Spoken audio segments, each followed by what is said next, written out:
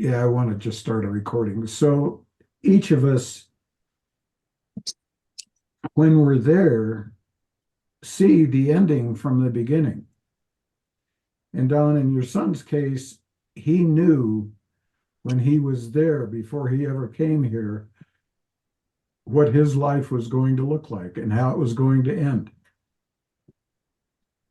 And I've told each of you, I believe, at least I talk about this quite a bit, that I realized that none of us live 1 second longer than we're supposed to, and none of us die 1 second sooner than we're supposed to, even though it looks like it's um, a tragic thing that should have been avoided. At some level, we pick the life that we want to live. We know how we're going to die, and we do it on purpose because there are things there that we want to have access to understand. And if you remember in Huna, we also talk about the fact that life energy, when it's, well, let me say it another way. In Huna, we say the only thing that a God needs is a mirror. And so when we go through these experiences in this life, and many of them can be extremely difficult, what you're talking about with the people in Gaza who are going through incredible pain and difficulty. It's hard to imagine how people in that circumstance can live. But having been through my death experience, I realized that everybody there going through that picked it. They picked that life. And how do you appreciate love and joy if you don't experience hate and death, which is actually the opposite of joy, isn't it? Joy is life energy. And when the life energy gets shut off, it's very painful. And it eventually results, your death becomes a tragic thing. And the spiritual death we would call fear. So there's all kinds of experiences that we have here that we don't have there. Now, your son will and has already woken up home. He knows where he came from. He knows where that was a life that he already chose. And I would just offer this thought to anybody out there, not just you, Don, but that when we have these incredibly difficult times, it's much harder for us left behind than it is on the part of the person who went on. When they're there, they're out of pain. They're awake, they understand why they did this, and they know that you don't understand why their life wound up looking the way it did. And they still love you. They love you as much as you could be loved by anything. And they don't want to create pain for you. So there'll be times when, and I don't know what's going on in your life, Don, but I can tell you in many people's lives, there'll be time when a departed person will want to connect, either in a dream or say in life. All of a sudden you see something that triggers you and puts you back in that frame of mind of loss. And if you're not in a place where you have the ability to detach the Aka cords from who you thought the person was here in this life and allow them to reattach to the person as they are now in the spirit world, if that process, if touching their spirit creates too much pain for you, they won't want to come and talk to you. because they don't want to cause you that pain. But if they realize that in a dream, in a moment of recognition, when you're awake and doing things, and it can just come at any time, you don't even, there's no rhyme or reason to it. All of a sudden, that spirit will feel like they have the opportunity to get a message through to you, and it'll come through. Now, the question is, how do you take it? And if you welcome it and say, oh, I love you, I miss you, I don't understand why any of this had to happen, but I'm really grateful that I'm touching you again and that you're here. And you start building a relationship based on that basis, you'll be amazed at how close your relationship can become with him and transcend any relationship you ever had when that person was in the body. So I just want you to think about that. I want you to realize that those kinds of things that happen to us are not a result of God allowing something to happen. Our God built reality, the big R, to be all that it is for a reason, and it's a perfect reason. And sometimes when we're in this place of the flow of time, it's not possible for us to see that reason. So what's called for is humility and prayer. And if you ask for insight around your altar, you'll get it. And all of that you're going through can heal. So that's what I want to share with you about that. Does that help? Yeah, thank you. I appreciate what you're saying. I've actually gone on the internet and tried to find, and I have found a couple of, fairly intelligent, studious people trying to explain why God creates, allows, whatever term you want to use, suffering. And frankly, it's a bunch of hand waving. You can certainly learn the lessons between love and hate without genocide. Okay, I mean the extremes to which the evil in this dimension, in this little R reality, occur on a continuous basis is simply unfathomable to me. I cannot justify it. I cannot rationalize it. And maybe I need to get out of my head, but that's who I am.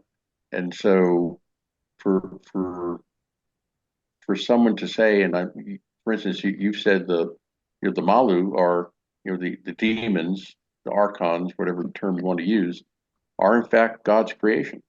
And we are in a reality where we have to deal with them. But there's like, how can I say this? There's no restraint. It is pure evil.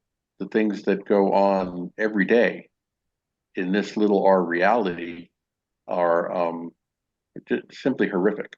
And so it is frankly impossible for me to rationalize that and accept a loving God at the same time. It's very, very difficult. I've tried. Well, let me just share this with you. You are not the people who were in Gaza or the people who are committing the kinds of horrible crimes. I mean, every day, all you have to do is look on the internet and you'll see horrific stories of some kid who just killed his mother and his sisters, and they caught up with him in some other state, and how horrifically he murdered a mother who murdered her babies in a horrific way. And you're sitting there, and for me, abortion is like that. If you understand how abortions are performed, and you're reaching into a womb with a conscious being, that is then dismembered without any kind of anesthetic and pulled out of the womb in pieces, I consider that absolutely horrific, just like you would. And so the difference is I don't need those lessons. I didn't pick a life where I have to go through that kind of stuff. And I'm not going to judge other people for picking a life that includes that kind of thing because I'm not in their shoes and I don't know where they were coming from that they would choose to be born into that kind of life here. The other thing I know absolutely is that there's an infinite number of lives we can choose from. When we are deciding to come down here, it's not a haphazard process where we're just born and we take what God gives us. It's not like that. We chose this life. We knew what it was going to contain. We knew the heartbreak it was going to contain. If I commit suicide, if I got shot by my kid, if, I've had a lot of tragedy in my own life. One of my favorite cousins had several children. One of his boys I got very close to. I taught him along with my own son, and we participated in peyote meetings. But he was a very, very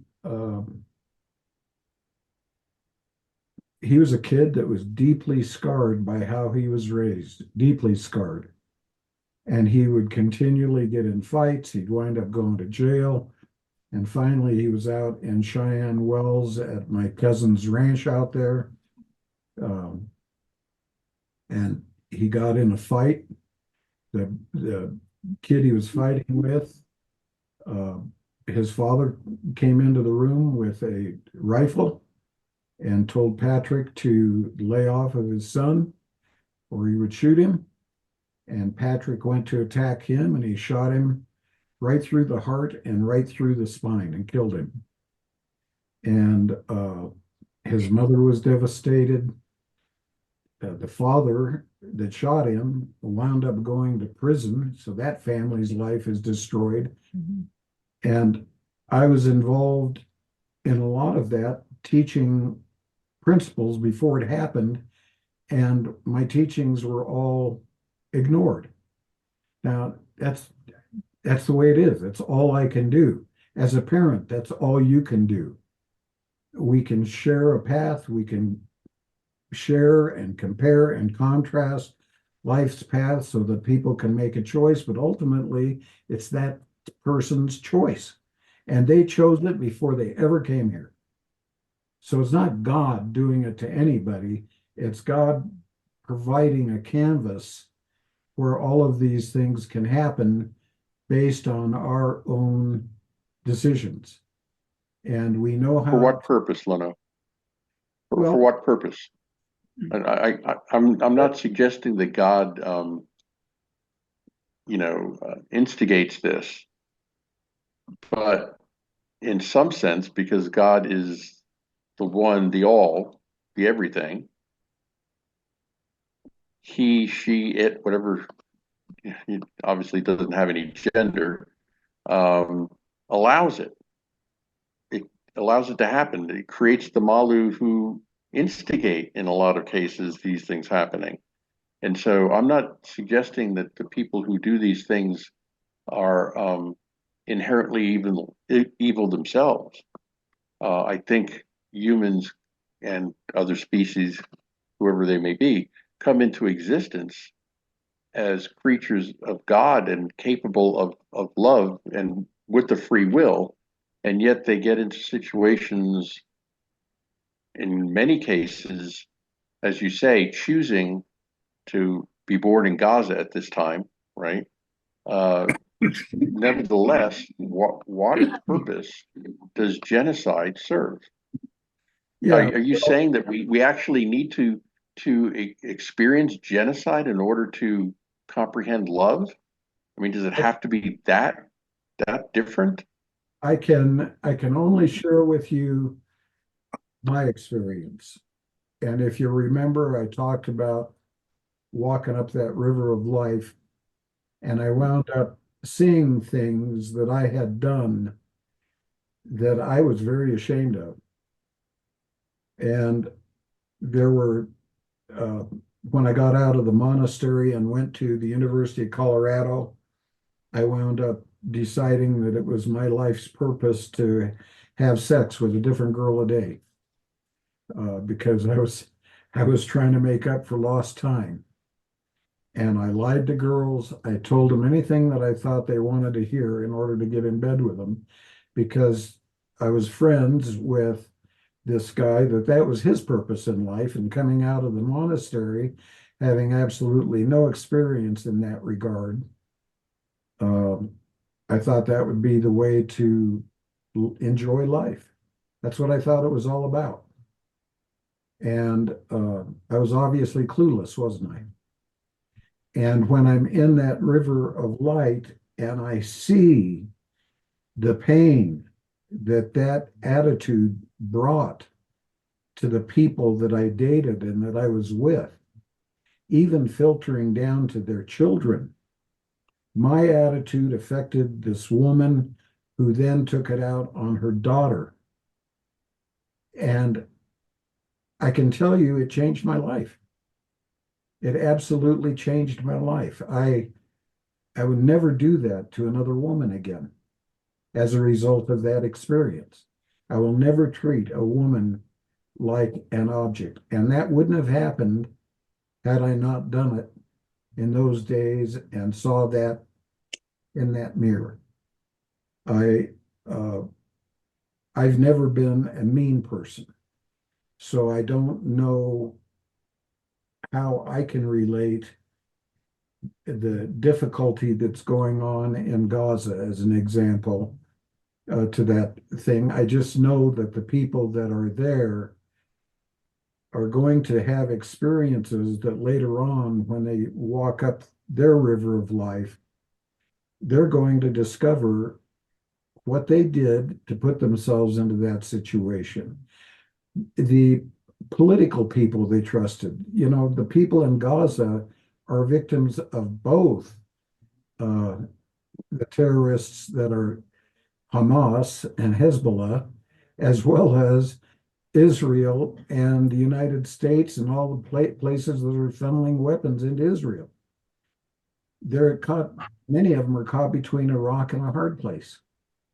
And why you would want to be born into that kind of a life, I don't relate to it, because I'm not a mean person. I never have been. I've never gone out of my way to try to hurt anybody. As a matter of fact, when I was in college, part of the way I worked my way through college was being a part of Air Force ROTC. And they paid for my room, they paid for my board, they paid for my tuition. And then I found out what was going on in the Vietnam War. And I was appalled. And I was on track to fly a heavy, and I flew both KC-135 tankers and B-52 bombers, the same bombers they're using today. Those things are really old. Yes, And they are. yeah, and I realized that if I stayed in the Air Force, I would wind up having to drop bombs out of that B-52 bomber on people who had nothing to do with that war or why we were waging it. I was going to wind up killing potentially hundreds, if not thousands, of innocent people, children, women, who one day they're working in their little shack and they're cleaning fish and doing their chores in their gardens. And then the next thing you know, this bomb explodes and the village is wiped out. And I'm responsible for that. No. And I'm one of the few people that I know that had the guts to go to my people at the Air Force ROTC and say, I want out. I'm not going to do this. Morally, I will not drop a bomb on innocent people so Shell Oil Company can drill oil in the Gulf of Tonkin, because that's what that was all about. And I found out about that back then. And Robert McNamara, in his book, came clean about that and basically said that's exactly what was going on. They fabricated the whole Gulf of Tonkin incident, and it was all a fraud. And when I realized that, I was as patriotic as anybody. You know, I'm flying my airplane. I'm going to be in, you know, I'll go to the Air Force Officers Club with all of these buddies, and we're all big shots and blah, blah, blah, blah, blah. Excuse me, I'm not going to drop bombs on innocent people. But there are a whole world full of people out there that are anxious to drop bombs just so that they can be dropping bombs. Yeah, there's a lot of people. There's a lot of people in the military like that. They're anxious for a war. Yeah, and they need to have that lesson. And they are going to go up that river of life, and they're going to see the pain that they caused other people. And it is going to be terrifying, troubling. It is the hell that is often described by Christian religions. And you're going to have to go through it. And you're going to have to see what you did. And that's the only way you can get the meaning between things that are loving and things that are hateful, is for you to experience your own participation in creating things that are hateful. So, I'm sorry, go ahead and finish. Yeah, so I get it that you have a hard time comprehending that, but you're an entirely different person. You're interested in enlightenment, obviously, or you wouldn't even be able to ask that question. You wouldn't be tuning into these meetings. But how many people do that? How many people out there are interested in learning about life at this level to even ask that kind of a question? Yeah, but I'm not. I don't pat myself on the back because I didn't start asking that question until fairly recently. Because just like everybody else, your life is about, you know, raising your family, keeping a job, getting ahead in your career enough to be able to provide everything that your family needs. It's not until you retire and your kids are out of the house that you actually have the freedom and the time to look into these things. Yeah. So I keep thinking how much better my life would have been if I had started asking these questions 40 years ago instead of 5 years ago. But it's perfect. Yeah, but let me ask this, because I don't know if we've discussed. I'm in a spiritual community called the Bruno Gruning Circle of Friends, and we just had our North American conference a couple of weeks back, and the actual head of the organization, who's the son of the original founder, came, and we had a Q&A period with him, and I asked him a question: why does God, as we get reincarnated, why does God impose this spiritual amnesia on us where we don't remember our past lives? So, for instance, you talk about going up the river of life and experiencing through the eyes of not only your own eyes, but through the eyes of the people you were interacting with, all of the good and the bad that you did in this life. But in your next life, you don't remember any of those lessons that you learned. So how do you keep from repeating the same mistakes? Is it somehow there's something into your intuition, or there's something implied in your question that I don't find real? Okay. From my perspective. And that is that a lot of people think that reincarnation takes place through life. We'll have another life that comes after the last life, that builds on that life, and now we're going to have this life, and then we're going to have another life after this life, and etc., as if all of this happens in some kind of a um, way where one life affects another. And my experience is not that. My experience is, and we're going to talk about it a little bit tonight, is that God being all that is, God contains time. Time does not contain God. And when you get there, you'll realize that reincarnation does not take place in what I will call the Buddhist model, where Okay. one life follows another. In fact, the biggest reason we have all these lives is we're bored.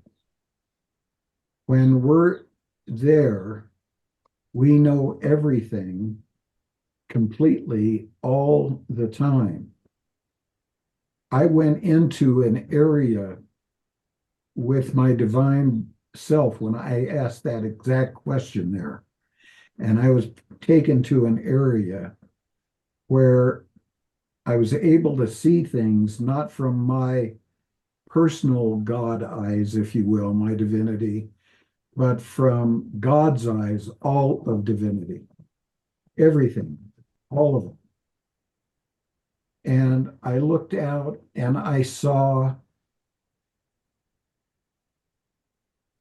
complete blackness, all that area that is nothing. And then I was able to look the other direction in this room and see everything. And I understood everything. I understood every atom, every molecule, every planet, of every particle of dust throughout the entire universe, through all time. And it wasn't even big. I mean, it wasn't even complicated.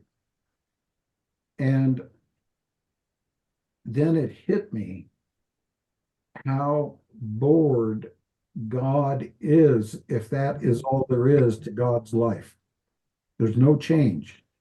There's nothing except everything and nothing. And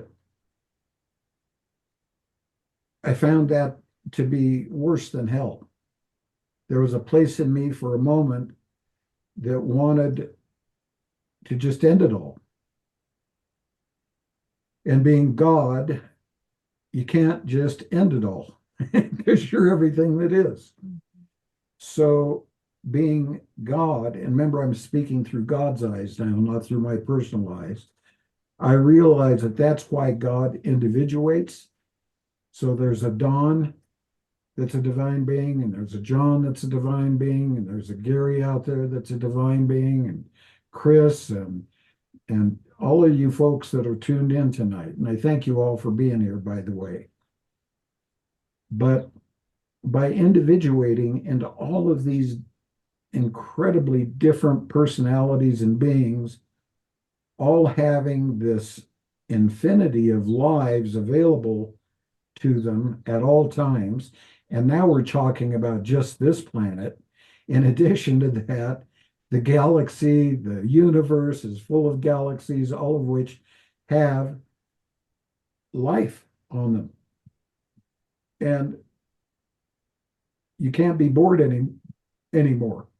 Because of those two things, God does not get bored. And that's why God designed the life the way he did.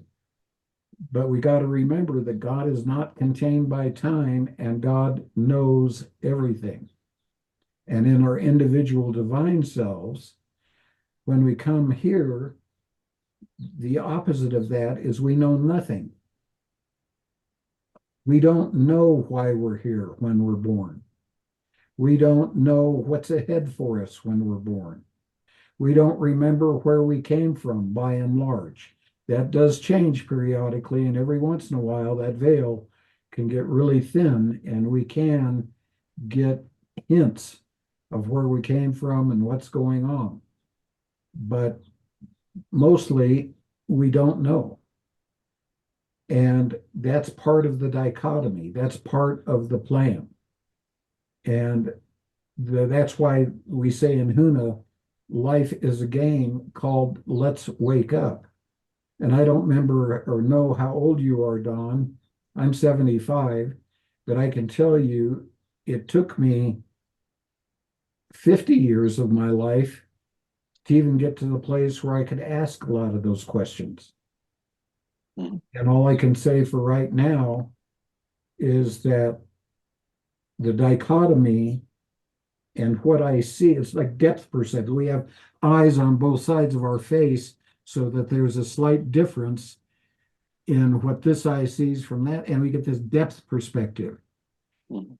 And that's what all these lives do for God. It gives depth perspective. All of a sudden, everything is there, and you can see through the eyes of all of these people. And that's how this whole place that we're in is built. And we know it's built that way because we're living it. You wouldn't even be able to ask the questions if it wasn't built that way. So it's I asked that same question. I can tell you this, the other thing that happened to me is in that place was the answer to every question I ever had spiritually. Completely aware. And it was, like, damn, this isn't as complicated as I thought it was. And then when I wake up back in my body, it was one of the most frustrating things I've ever experienced in my life is I knew I wasn't going to be able to remember the answer to all those spiritual questions. But what I could remember is that I at once, when I was there, had the answer. So I was determined I was going to hold on to that. And when I woke back up in my body, I could remember that I had all those answers, but I could not understand them. And that was probably up to that point in my life, one of the most frustrating things I'd ever had happen to me. Because being aware of these answers that you're asking right now was so important to me. It was more important than anything. And then in my second death experience, this happened exactly the same way the second time. And I couldn't remember. And it wasn't until I was in Hawaii sitting on the back lanai, I think the first night or two that we were in the house, you may remember better than I do. It was pretty soon after we got there. Yeah, I'm sitting out on the deck, and then all of a sudden, all those memories came back. The things I so desperately wanted to remember. And what I was remembering is Hawaiian terms and Hawaiian words. And I realized that's the same thing I'd gotten in touch with there. So why Hawaii? Why Hawaii? Why Hawaii words? Why the Hawaiian culture? Why the Hawaiian stories to put all this together? And then all of a sudden I realized because the Hawaiians are the only people, the only culture on the face of this earth that had this figured out, that talked about God being all that is. What other religion do you know of that? And that's what I want to talk about tonight for all of you. What other religion out there teaches that God is all that is, as opposed to the idea that God is an anthropomorphic, human-like figure. Some people believe he's a man, and that God, the way religions talk about God, is contained by time. How do you get to an understanding of spirituality if the fundamental issue of who God is so misunderstood? And that's when I realized that what was getting ready to happen to me in Hawaii was something that I really started to realize at that point was way bigger than what I thought it was. And then all of a sudden, all of these people started showing up and wanting to know about it because they were also seeking things.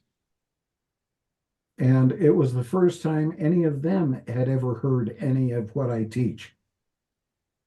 And the group grew to the point where I had to move out of the house because it was causing parking problems on the street. People were, it satisfied that place deep down inside.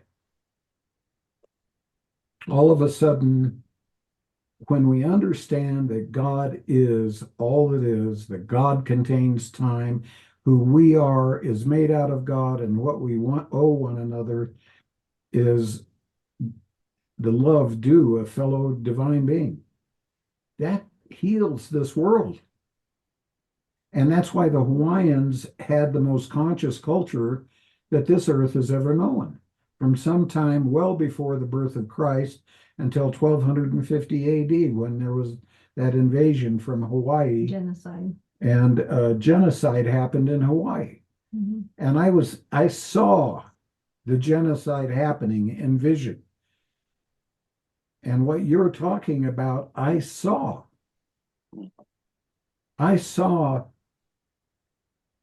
a man's wife being laid over a rock and her heart torn out, is still beating, torn out of her chest, and her body thrown over the cliffs at Kealakekua Bay. And I saw her husband, who was a kahuna, having to watch his wife be put through that kind of torture because he would not renounce what he knew to be true about God. And watch every one of his children the same way. And thousands of these people were murdered by the Ali'i in that way and thrown off of cliffs, or their heads put on a rock and they're hit with these great big mallets that just cause their brains to explode like grapes.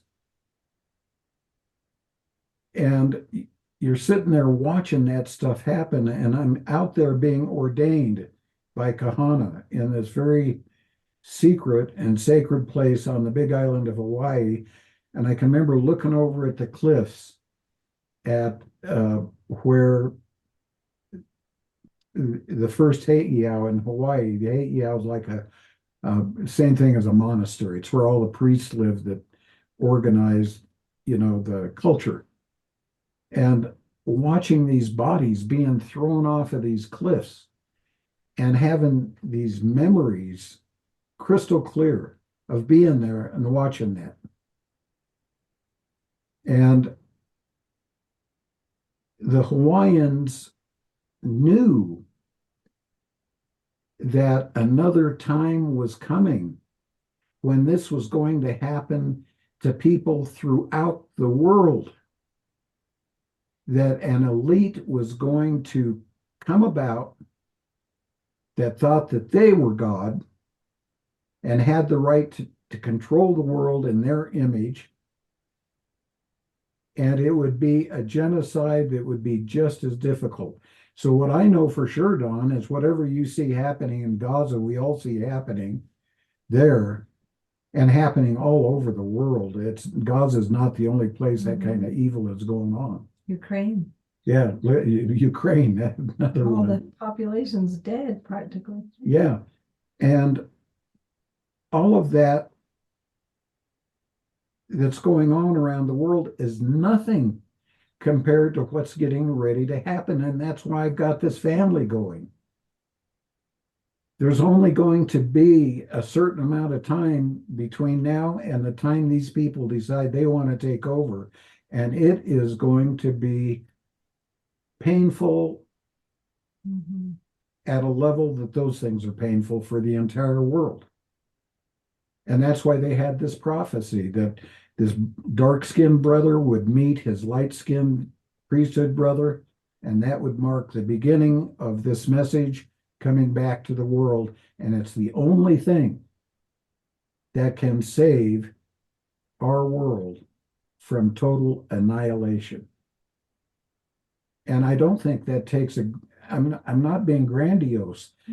We now have nuclear weapons. The Ali'i didn't have nuclear weapons.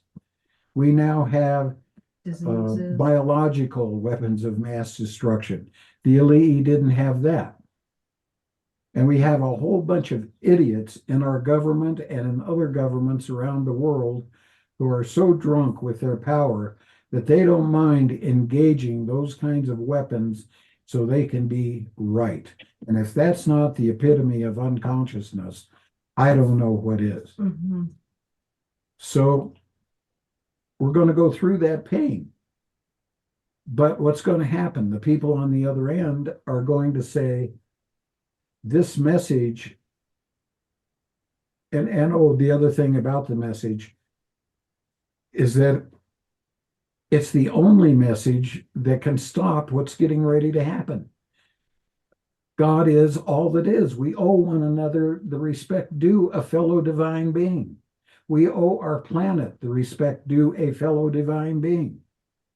If we think that our planet is nothing more than an object for our use and we can dump chemicals in the ocean and we can behave the way we do, and that's not going to affect us, we got another thing coming.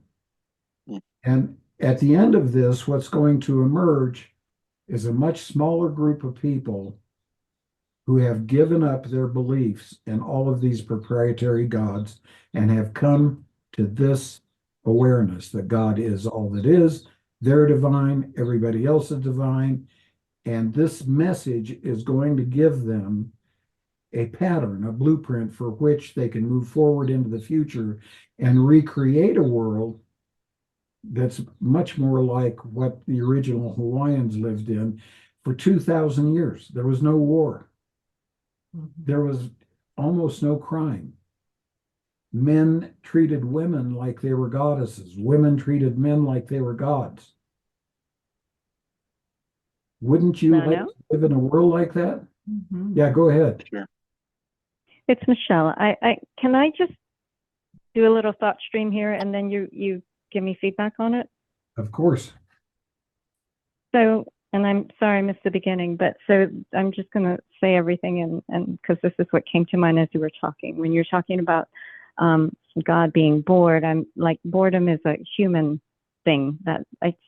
So what I took from that as you kept speaking is it's almost like it's just an intelligence. And of course, because of what's going on right now, I thought artificial intelligence, and I thought, no, it's real.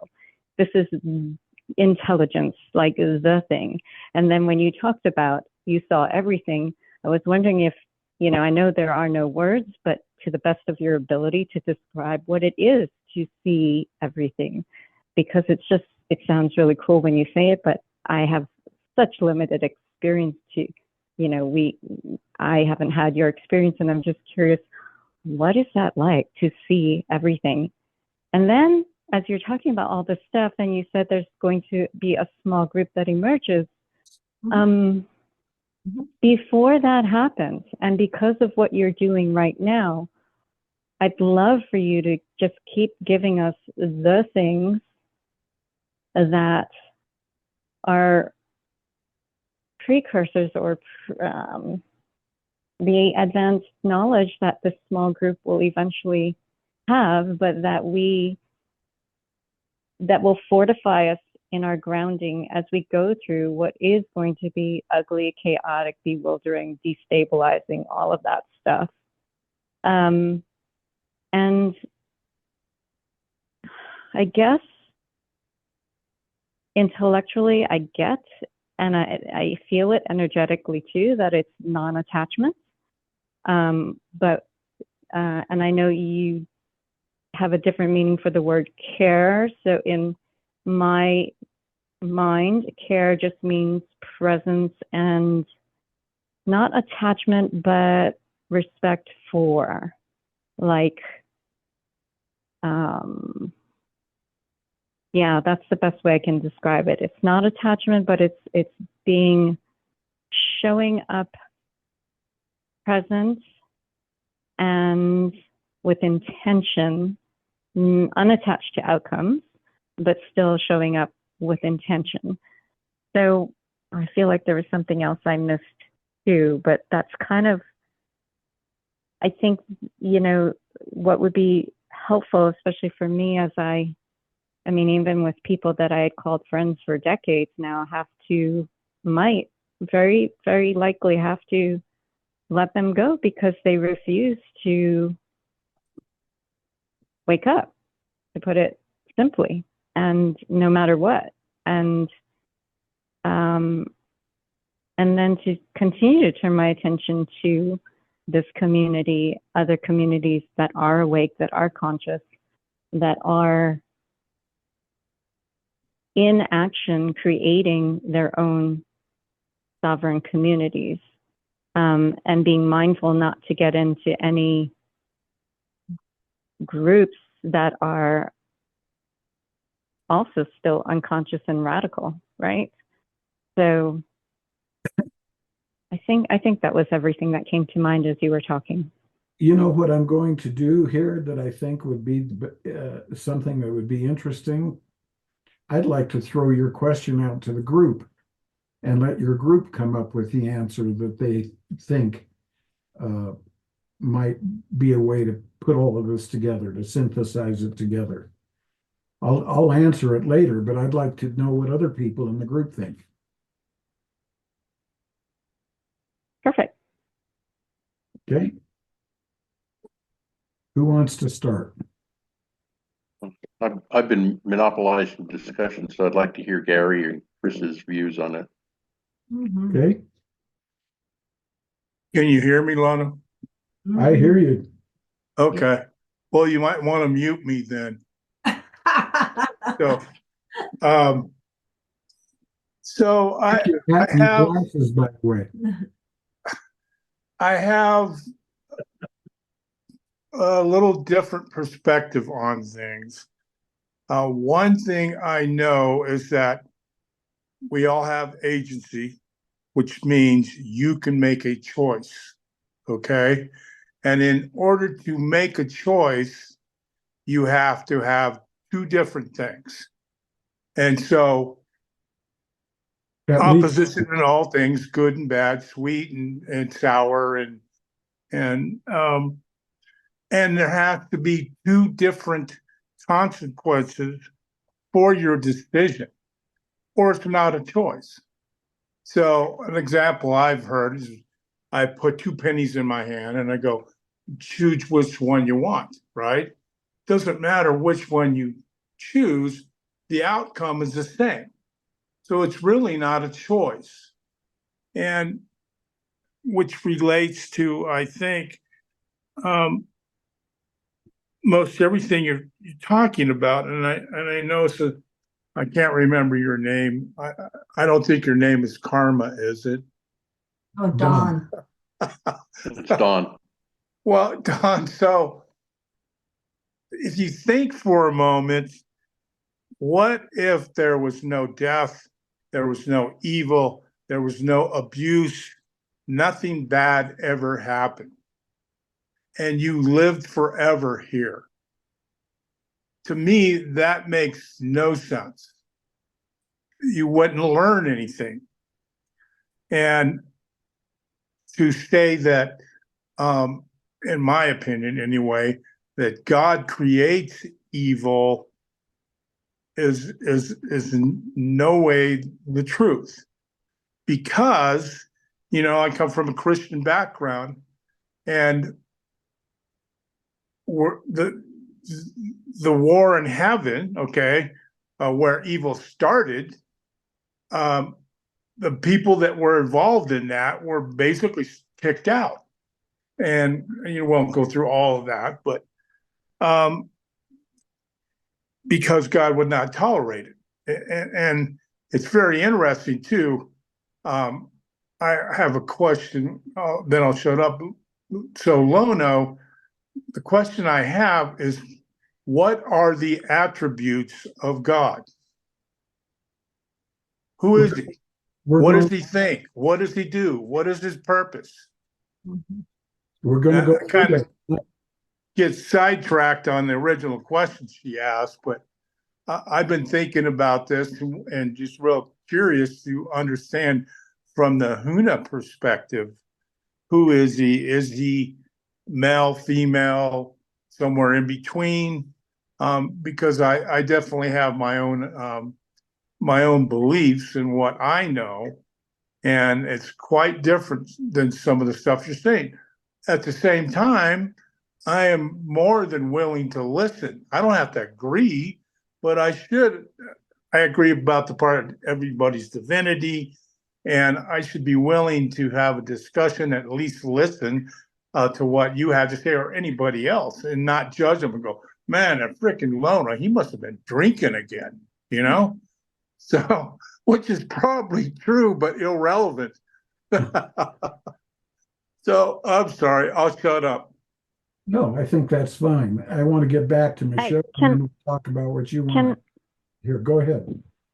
I just remembered that one other point, and I think it's relevant enough to interject here and say it is, don't you feel like calling, who came up with the term elites? Like, did these people call themselves elites? Like, why are we even giving them that credit? They should be called something really lame. Like you said, they're idiots, right? There you go. Anyways, there's that. That's all I have to say. I vote for that. I think they need to stop being addressed as or labeled as elites. Like, who says who? Yeah, I get it. Well, of course, the media says it terms them that way all the time. They're that elite class of people that are elite because they got lots of money or they're connected to somebody with lots of money. And I think the counter movement should counter the vocabulary too. I totally agree. That's why I talk about idiots, and not in a pejorative way. Idiots are people who are ideologically compromised. They become so deeply enmeshed in their ideology, they have no common sense. They can't see reality. So, and that's why they think that the solution, today I saw a thing in the news where George Stephanopoulos is talking about the deep state and how they're really people that need to be honored because they're the true patriots. And, that guy's an idiot. He's an absolute idiot because these are people who think they have the right to run your life in the way that their world image dictates it should be run, which includes making lots of money by building airplanes that can drop bombs on other people. They make a huge amount of money in the defense industry and the military industrial. Go ahead. I was just saying it's big business. Yeah. So war and death is very profitable. Yeah. So they're idiots. They don't understand until it happens to them. But their money has insulated them from the possibility, at least in their minds, that they're ever going to have to suffer the effects of any of these weapons and have their families torn apart and have to witness their child killed because they were playing out in the street.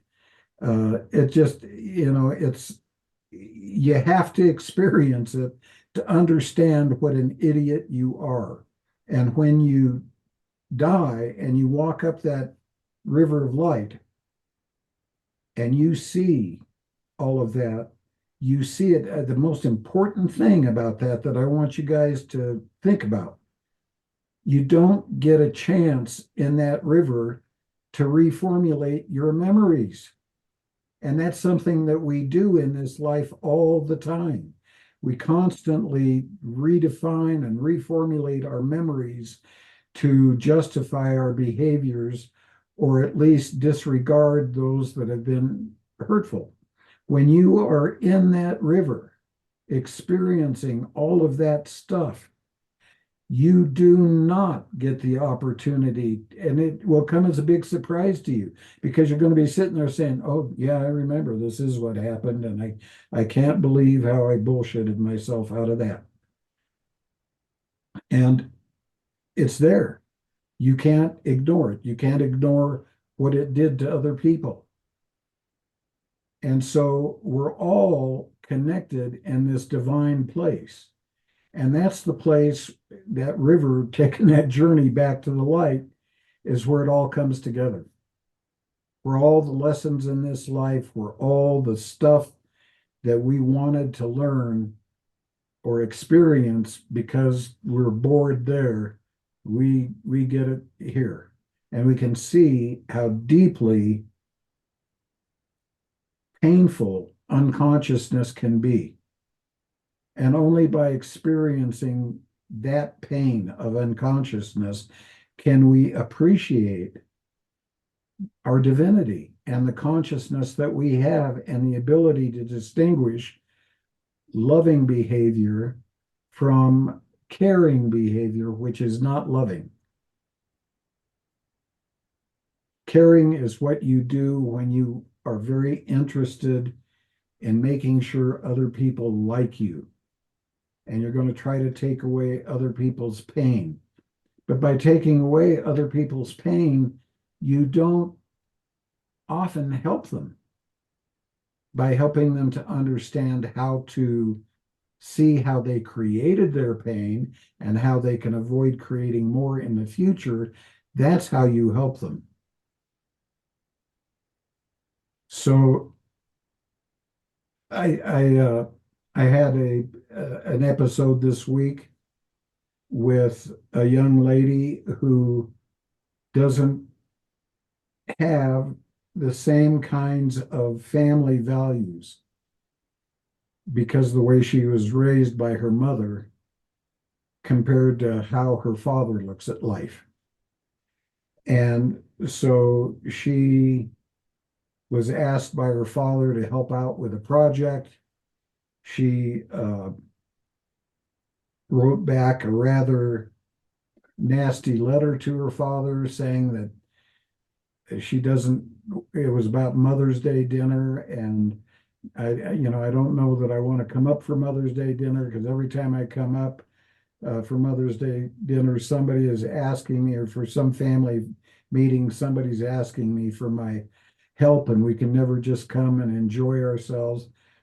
And it was her father considered that to be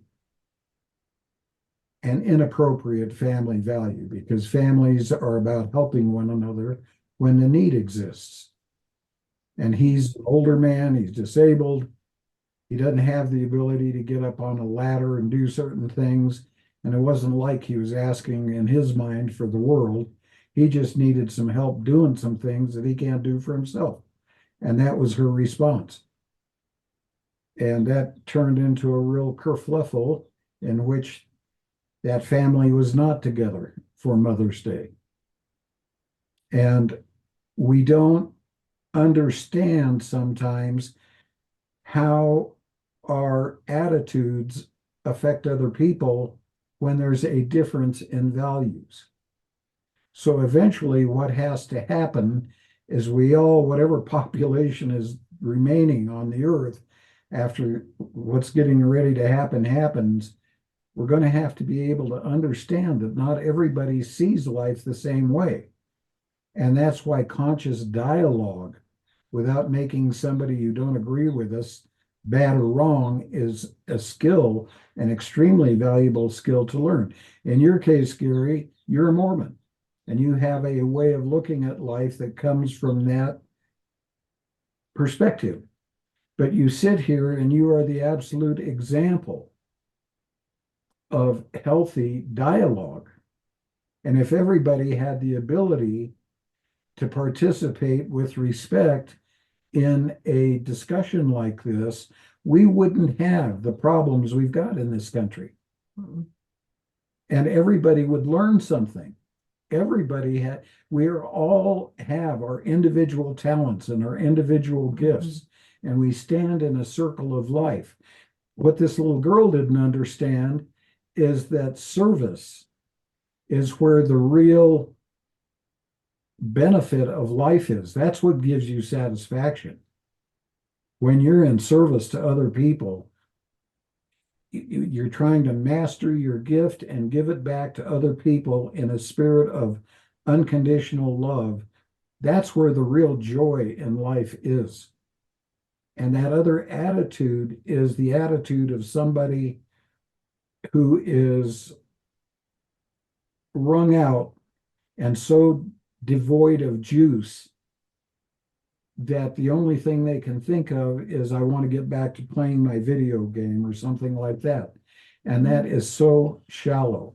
And it's not until all of that, a program that I've never watched in my life, and I probably never will, but I don't think we're ever going to see the world move into a place of enlightenment until these programs are no longer of interest to anybody, is the Real Housewives of wherever. Oh, And you see these people, they're so shallow and it is so, focused on themselves, and God, self-absorbed. as long as Mhm. as long as I have, as long as those kinds of problems are out there, not programs, not problems, as long as those kind of programs are out there and popular, I know that We're in the trouble. world hasn't had enough pain yet.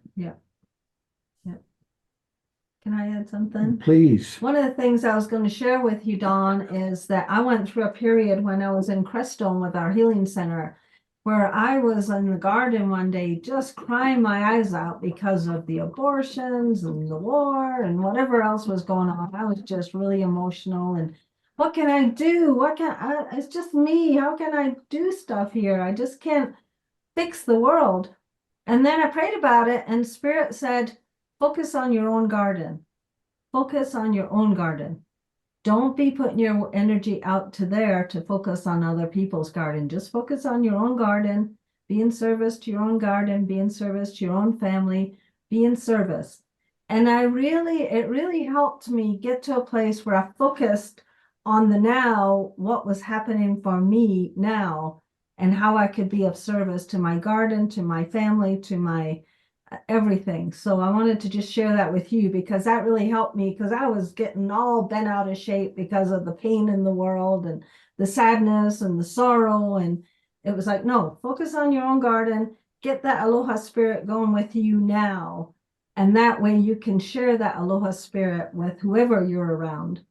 And that was one that was really big. And then the other one that I want to share with you is that as people have passed in my life, I've noticed that emotions come in waves, and they come big waves at first, and then they get smaller and smaller as I think of my dog Rocky, who just died a little bit ago. I get emotional, but it's less and less. It's not quite so emotional. But I also know that when people die, we can connect with them in the spirit world. And what I've found is that when I don't get so upset, when I feel their spirit, if I'm open up, like, oh, there's my mom's spirit, so she must have a message for me.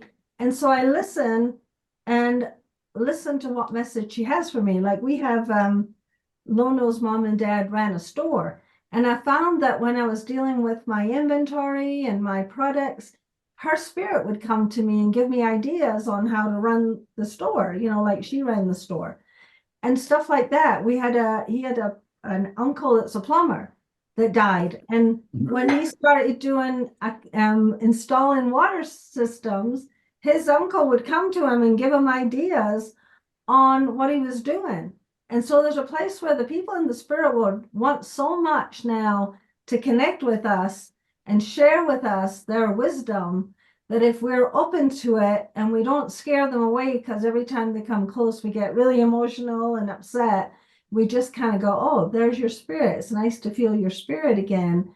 Then say, what do you have to share with me right now? And you'll find that as you get open to that, you'll start getting messages from your ancestors who have gone on. And so it might be good for you to take a little time to meditate and just be quiet and let your son come to you and share with you whatever he wants to share with you. And that way you'll start developing a relationship with him on a spiritual level that's always much deeper than a physical level, because he's now conscious and he can see everything from beginning to end. So he can help you with your decisions, with what you're doing in your life now. So I got to share with you Yeah. another thing that adds to what you're saying. Because if you'll remember the time that you were crying about all that stuff, yeah, that was when we had Narayani was murdered by Danish. yeah. We had this young couple that were absolutely beautiful people.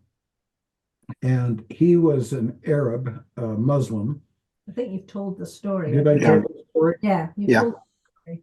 Okay, well, without going through it all, I just want to say after he stabbed her, we had this meeting at our place in Crestone.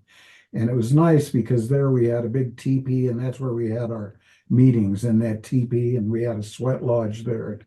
I wish I could have that here, but Pete and Barbara just won't allow it. Make a long story short, we're all in this teepee. There was probably about 15 or 20 people there, all of whom were their friends. And I got everybody, we built a fire and made an altar. And I invited both Narayani and Danish to come visit the circle and share with anybody in the circle what they're experiencing, what had happened, anything that they wanted to share. And so people would stand up in that circle and say, wow, I just got a hit from Narayani, and she said this and this and this and this. And somebody else, and it went on for an hour. Yeah, it was with really everybody in the powerful. group connecting with the spirit of Danish and Narayani and really understanding what happened and where they're at now in the spirit world and how they feel about everything that happened. Interestingly, the two of them were together again in the spirit world, even though Danish had murdered her and committed suicide. And it was a fascinating thing to watch. It was great. It really healed all of us because we were able to hear that they'd healed, and they understood that that was all meant to be. And there was actually a time right before we had the ceremony, like the week before, we went and visited some people that we didn't even really know them. We were going down for some, I can't remember, but she all of a sudden turned to us and said, you have to do a hand washing ceremony because Danish just came to me and said that he wants to wash his hands because he's got blood all over his hands. And she didn't even know we were doing a ceremony. She didn't even know that was all going on, but she just all of a sudden got a hit from Danish and said, please do a hand washing ceremony when you do your ceremony. And so we did a hand washing ceremony, everybody washing their hands just for him to see that he could have the blood off of his hands. And so there's a lot of magic happened at that time, even though we were all really sad and going through a lot of sorrow of them, gone. But there was a lot of connection spiritually because the people loved them and wanted to help them, heal. Yeah. So just be aware that the world is a much bigger place than we think it is. Our mind models are way too little to understand why the world is built the way it is. And the best advice that I can give anybody is to be patient, to be humble, and to realize that all of this is perfect, even though it doesn't look like that to us at particular times. I know if you were to get killed in a car accident or something, I would be sitting here having the same emotional reaction as other people do when they lose a loved one. Right. Why does God permit this to happen? This was so important. And there is no rational answer that will heal that blockage of caused by the grief in that kind of a situation.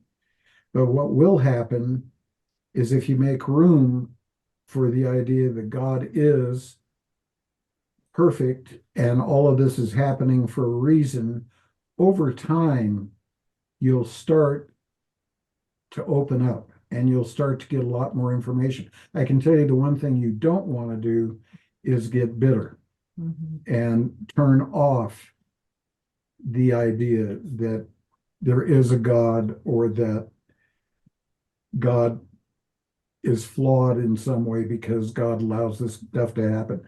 Don't do that. You do that and you're going to pay a price, and it's not going to be something in this life, and it's not going to be something you're going to want to pay. Can I make a comment, Lona? Please. It's kind of interesting because I don't really identify with being a Mormon, okay?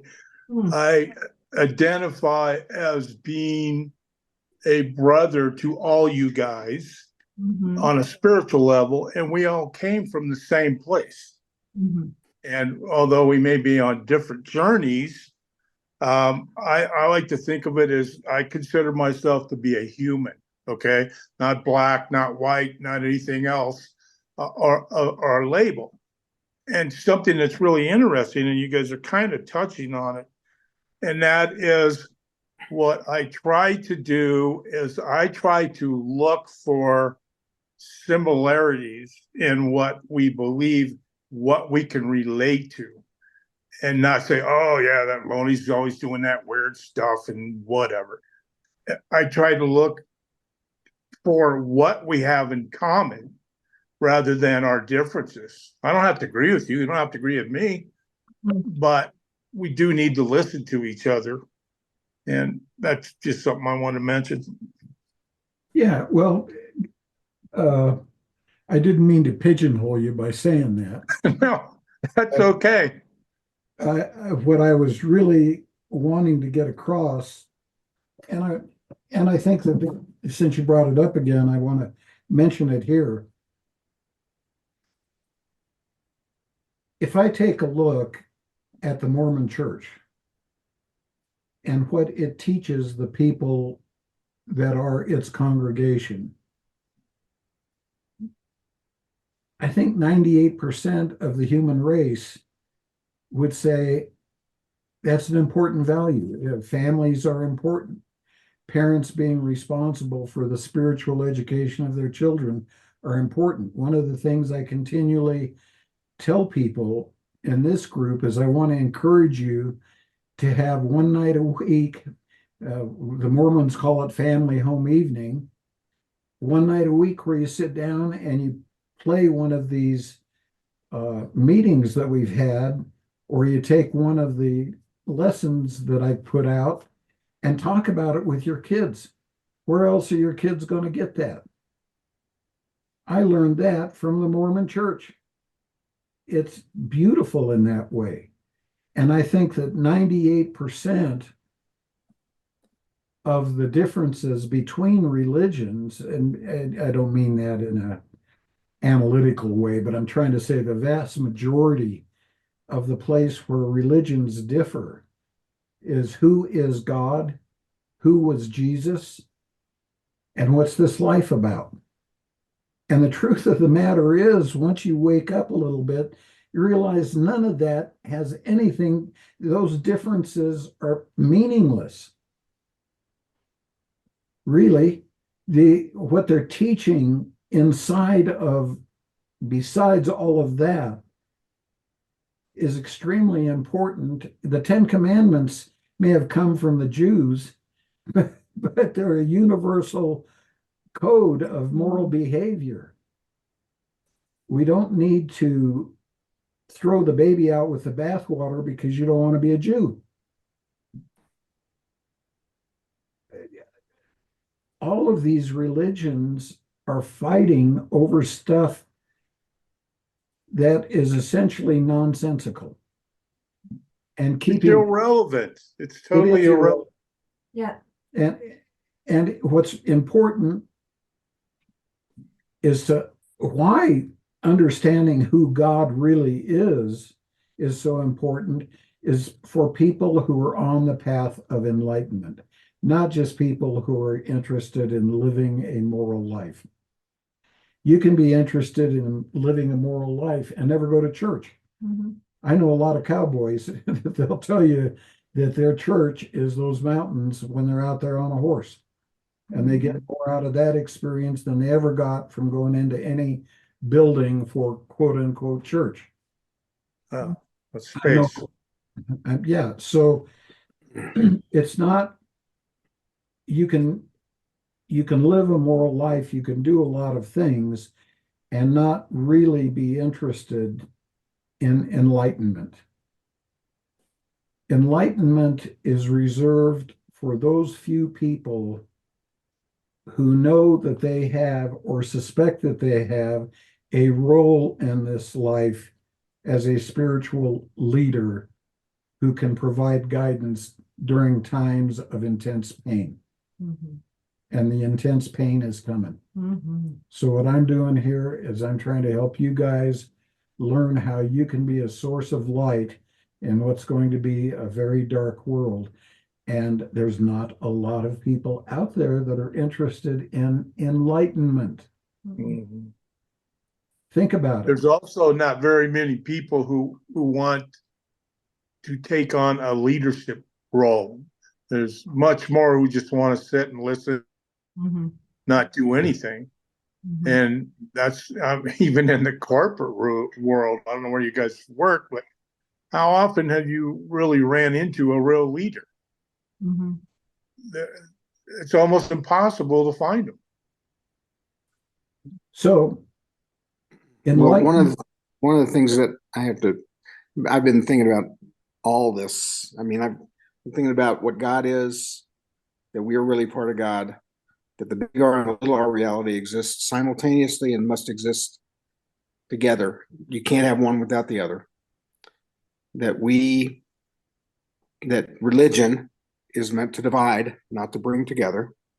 It's a failed attempt of man trying to understand the all that is. And it puts it in terms, man puts it in terms that he can try to understand. That's why he makes it anthropomorphic. I've also been thinking that what really matters, I'm almost becoming existential, that the only thing that matters right now is right now. Yep. Because if you think of all the 60 some odd years or 70 some odd years that we've lived, that's like a balloon with air in it that is weightless and has no substance. But it had something to do with making us who we are right now. Right now. Right now I'm experiencing time. But if I think about my past, I'm not experiencing that time. It all kind of rolls together in one little accordion, just all squished together. And that's why we have so many false memories of the past, because we forget when we were, unless we have a Vita or something where we kept track of where we were at all every year, and a list of publications and so forth. Then we know where we were. But that was still it's almost like an illusion. But everything that happened in the past made me who I am right now, and how I emotionally respond and intellectually respond, my Ku and my Lono, how they respond to the reality around me right now, the little R reality. And I'm just thinking, the grief that we feel, like Don, and I've lost people too in the past. Sister, okay. I just think of the emotions that made me feel. It made me who I am today, and that's. But I'm an eternal being, so it's really interesting how it all gets fudged together. That I'm experiencing a little R reality. It's kind of like going back to when I was a kid and really enjoying going to the amusement park. And that this life is like riding a ride on the amusement park, but then you get off the ride and you're walking between deciding where you want to go. That's kind of like what we are when we go from one existential experience to another, one life to another, one event to another. We're looking for a ride to feel the experiences and let that build who I am right now. And it determines existentially how I'm going to react to people around me, how I'm going to love them. We have a group, the mad science group. And this last Saturday we had our meeting. And Don was there, and we had a good meeting. But one of the things I did not bring out, because I left early, because it came up that people were defending their view of the afterlife, or their view of what was the correct way of looking at God. And I thought to myself, that's all dividing us. Mm-hmm. And we have to agree that all we have is we all just have different perspectives of path that we have become based on our past experience. And your past experience is not my past experience. So I have to allow the room for you to have a totally different view of the little R reality. Now, to the extent that you are in touch with the big R reality, that will change your perspective on the little R reality. Mm-hmm. Totally. And what I find is a lot of people in our group I don't think they have the same, we talk about all being connected and so forth, but I don't think they really realize what they're saying when they say that. My feeling is that we truly are, Don's experience, even though I don't know what they are, I don't know the top secret stuff he knows in his head and all that stuff that he's experienced. It's still part of, just knowing him is part of my little R reality. And his experiences have caused him to react in certain ways and give me certain information along the way to build my Lono and help me have a more rational perspective on what's going on around in this little R reality, which is really cool. But it's, it's kind of like that day we did the special little, I don't even know what it was called, the little drug or whatever you want to call it, went over to your house. And we had those visions of what true reality was and quantum reality and what the universe was. And I felt more in touch with what truth was then and what was really going on in the universe when I was able to go outside my mind and just let it drift. And when we're stuck in this little R reality and we have to define ourselves by our past experience or the knowledge that we've been able to accumulate, which is not very much, it's very humbling. It's because we realize how little we really know. And it's just, but it's fun. It's like a ride on the road, it's like a ride at the amusement park. We get to experience it. We get to love and we get to enjoy it. But again, when we get off that ride at the amusement park, how much of it do we really take with us? Mm-hmm. How much has it really changed the way I view everybody around me? One of the things that I have a hard time, well, I don't have a hard time. It's really easy. When I hear people discussing God as someone outside themselves, I realize that just, for me, that doesn't make any sense. It doesn't make sense.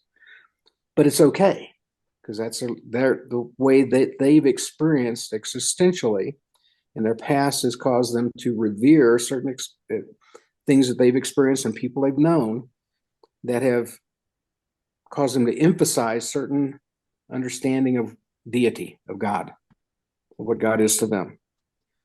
But they still they use the terms that puts God outside themselves. And I just, Don knows that anytime I get a chance at the meetings, I'm always saying that, we're deities, we're divine.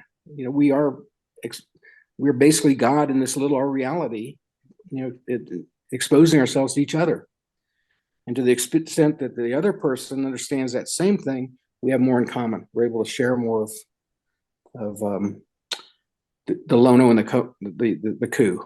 And the emotions really speak more deeply to me because I understand that they understand the same reality that I do. I think of I don't know. I got so many thoughts in my head, and I didn't write them down as I was thinking because I've been thinking about it for the last hour and a half since we started the meeting.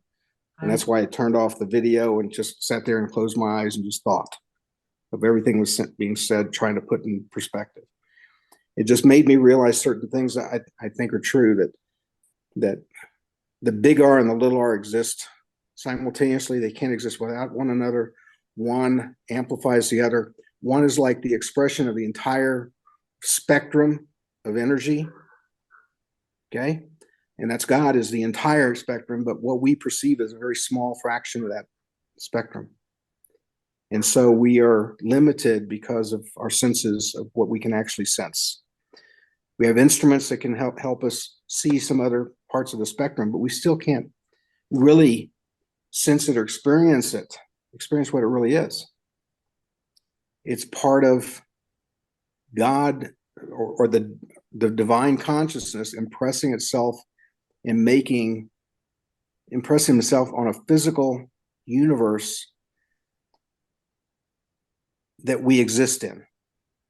And it's eternal, and there was no creation. The little r and the big R, like I say, simultaneously exist. When we talk about God being love, well, it's like a pinnacle. God's at the top, and he's one point, and everything exists within that. But the spectrum spreads out, and in that spectrum, we have what we would define as good and bad.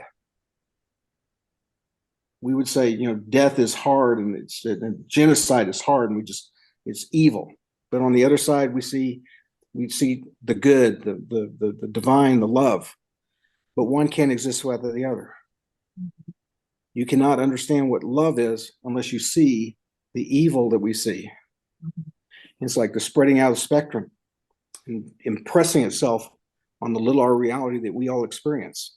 So I guess I've gotten to the point where I don't have a problem looking at the evil that I see in this world, because I think it's natural. I don't think it can exist without. I think it's just part of the expression of an unconsciousness of a being that does not understand their divinity, and it's got to be there. It's got to exist. Mm-hmm. In fact, I think it's the thing that helps us to see that there is a difference between a being that is unconscious and does malu things and does genocide, and then those of us that see that that's not what the big R reality and what the real divine nature that's inside of us, that's part of us, that is us, demands.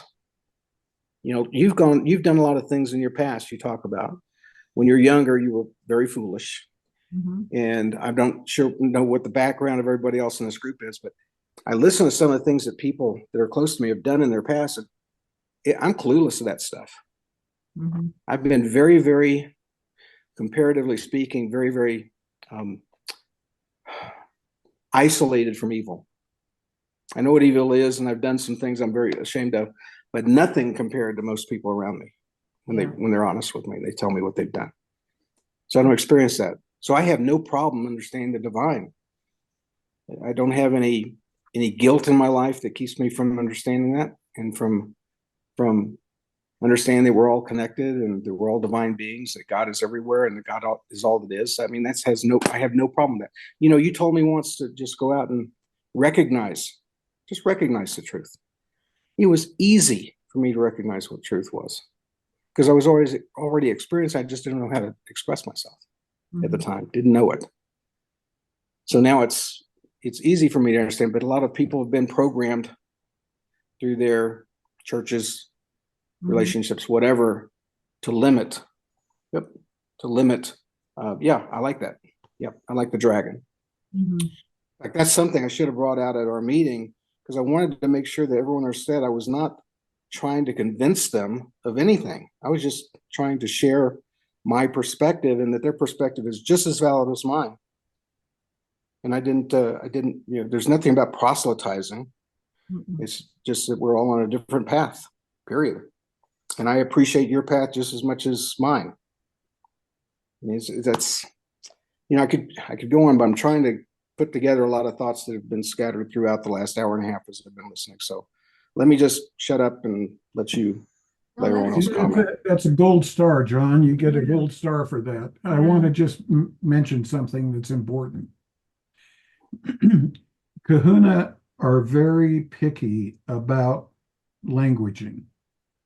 And I often will I'll correct people's languaging, but only because it's important. There's an underneath thing that happens if our languaging isn't precise. So you remember,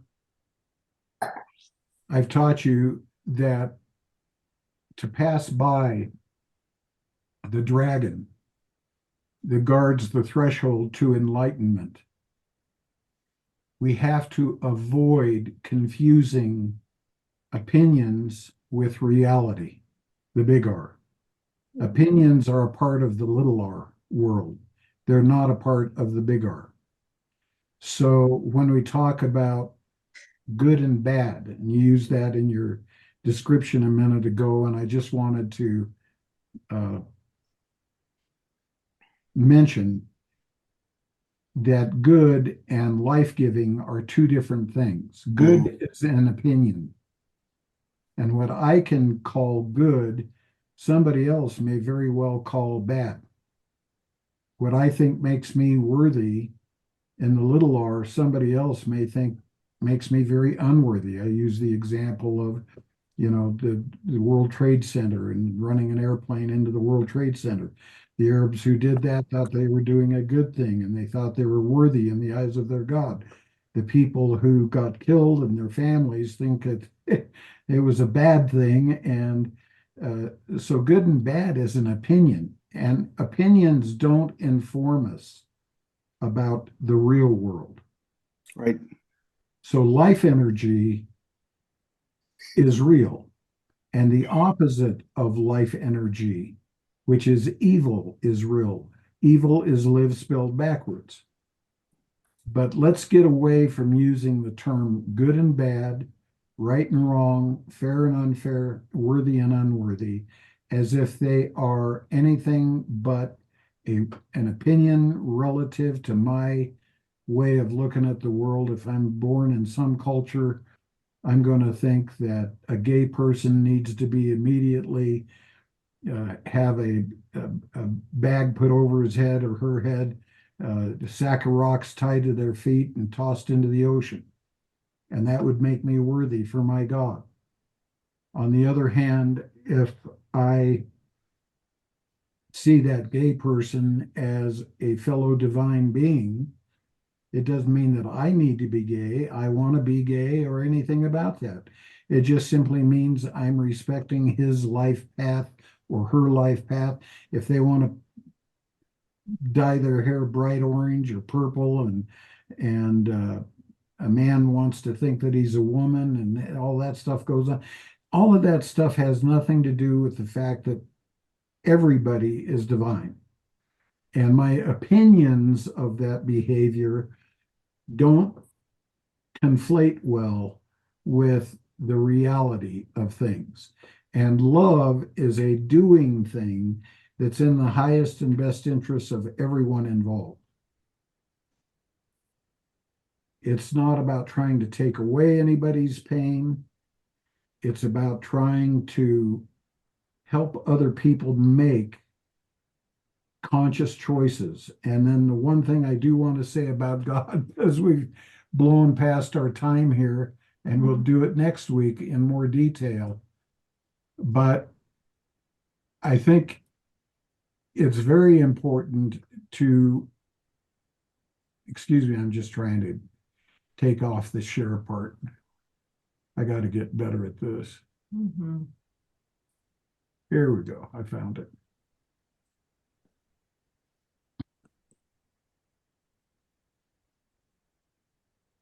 We in Huna talk about the world of spirit being the blueprint for the world of form, don't we? And the world of form is matter and energy, and it is existing in the containers of space and time. That's the world of form. There's also a world of spirit that's the blueprint for that world of form. And spirit is consciousness. It's an awareness. Why do we have to pack all of the awareness that it is possible to exist in this world into one little package called a man? It doesn't really make any sense. My little dog here, Rosie, is very conscious. And she's taught me a lot already about how to be a more loving person and a more joyful person. We talked about this a couple of times, just the joy that she had. All we have to do is talk about wanting to go out, and I'm going to have to spell it because if she hears it right now, she's going to get up and start going nuts. But if we tell her, do you want to go for a WALK? Wow. She's barking and happy, and her little tail's going so fast. She's conscious. She understands language. She understands love. Any of you who have a pet, I'm sure can recognize that. So is her consciousness less divine than mine? When her consciousness can tell me how to be? There's Aspen. Yeah, there's Aspen. Hi, Aspen. She's looking up at us. Oh, you sweetheart. It's all God. It's all a part of God. And there's life forms on other planets throughout the universe, probably billions and billions of planets, or numberless. In the Bible, it says, World without number. worlds without number have I created. Mhm. And that's true. That's absolutely true. And intelligence and consciousness is behind all of it. So it's the blueprint for form. And we want to avoid this bit of thinking in terms of good and bad, right, wrong, fair and unfair, worthy and unworthy, as having anything to do with the real world with a capital R. Mhm. Okay? Yeah, Oh, when I no. use those terms, I mean more of the perspective of most people around me. I get It's it. not my perspective, it's other people's perspective. Right. But other people who are listening to this may not necessarily get that. Hmm. And that's why I want Well, to mention that. thank you for clarifying. Gary, Well, Can I I make think you did an one excellent last job of comment? being clear. I just Yeah. people are so programmed in Yes. religions to thinking of God in anthropomorphic terms that the Yeah. idea that God might not be that is hard for them to wrap their mind around. Mhm. That's Gary all. was going to say something. Go ahead, Gary. Well, I just was thinking about something that I learned from reading, trying to get, my little brain to work. But anyway, it's very interesting. So basically, there's acts of agency, which you choose. You have complete control over that. There's acts of nature. You have no control of that. We're all going to die, right? Every single one of us. You can't control that. And then there's acts of God. And so your entire life, those things, experiences will fit somewhere into those three categories. And it's just something interesting to think about and ponder. Yeah, to me, acts of God and acts of nature are exactly the same thing. Mhm. But I see the point you're trying to make, and I think Mhm. it's a good one. I think when you stay in the now too, you see the signs. There's signs all around us. And if you stay in the now as you're going down the road of life and you see things, then it's good to say, so why is that in my life? And what am I teaching myself about that? Because it's really everything that's in your life you created and you programmed. So it's important that when you see something, to go, why is this in my life and what's it teaching me? And it really makes you open to being in the now, because like if you're driving along and a raven shows up, the Native Americans say ravens about magic. So when I see a raven, I go, okay, so what's the magic today? What am I looking for that's magical in my life? Or if you see like a rabbit that came into my meditation last week, it's like, what am I in fear of? Because the rabbit is from the Native American tradition. The rabbit's about fear. So when I see a rabbit in my meditation, it's going, what am I afraid of? And why is that here to teach me? And how can I overcome this fear? What's the perspective I'm holding that's making me fearful? And so there's a place where the more you stay in the now and the more you pay attention to everything that's going on around you, the more you learn about what you've created here and what you're teaching yourself and what you're awakening to. I guess I'd like to say thank you for that and emphasize it, because when you really get into the big R, you realize that that's the place where magic exists. Right. Real magic. All kinds of things can happen if you pay attention. And the idea of how Native Americans look at everything as a sign. Everything is a sign. Every single thing that happens to you in this life is a sign. Your job is to just take the time to pay attention. What is the sign? Every time Lonnie and I have found ourselves having to move, we'll go into this place, we'll make a great big commitment. You know, we're trying to survive, we're trying to find a place we can be. And all of a sudden, there are two things that we know a move is coming. We'll walk outside and we'll look up, and there'll be two bald eagles flying with each other in a circle above us.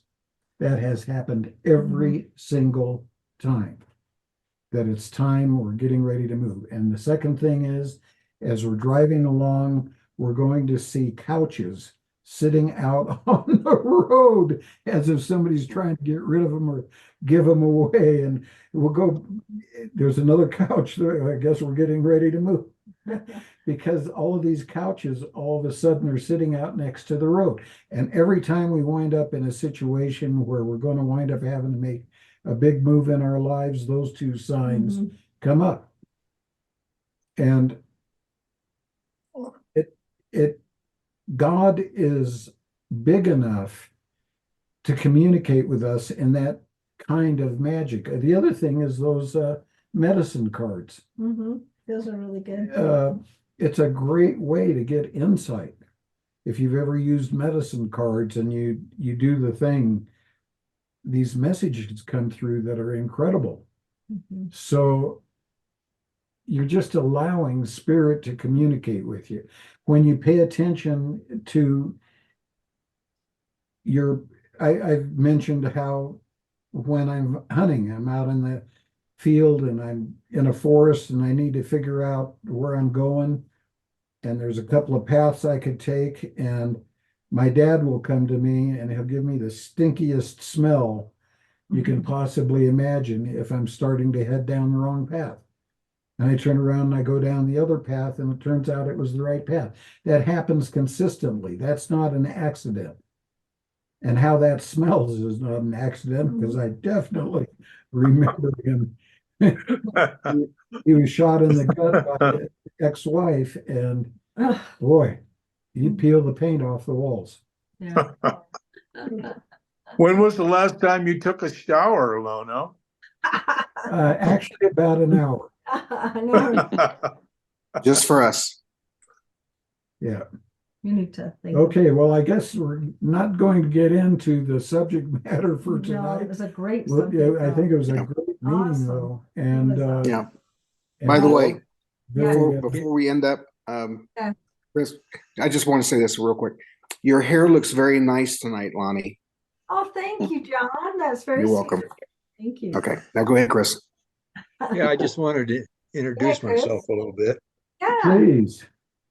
I live in Woodland Park, not too far from Lono. Uh-huh. And I've been trying to get on for some months, but I've been having technical problems. And my question is, you talked about this time we're going to go through in the near future here, this dark period we're going to have, which I agree with. How long, what kind of a time frame, and what kind of you expect from this? And how can this be alleviated by more people waking up, becoming more truthful and honest? Well, that would definitely be the path that has to unfold for it to mitigate the pain. But I'll ask you a question. How much pain is it going to take to get people to give up their notions of their proprietary gods? Me, I've already done that, but a lot of people, it's very difficult. That's right. So the answer to your question is contained in my question. Yeah. They call it the Elohim worship cult. Yeah. Yeah, exactly. And it's wonderful. And I think everybody is on the path they need to be on.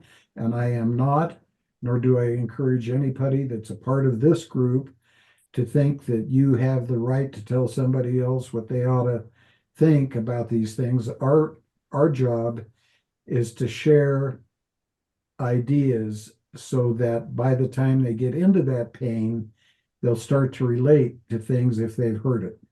And why I want so many people to be aware of this group and to tune in and start listening to these things is because at the very least, when all this pain starts, they're going to realize, oh, I heard about this before. And that's going to help them make it through the difficulty. Yeah. Definitely. Planting seeds. Yeah, Yeah. definitely. Chris, it's really nice to have you with Yeah, us. thanks for coming. You have a really sweet spirit. I like it. Thank you. Well, thank you very much.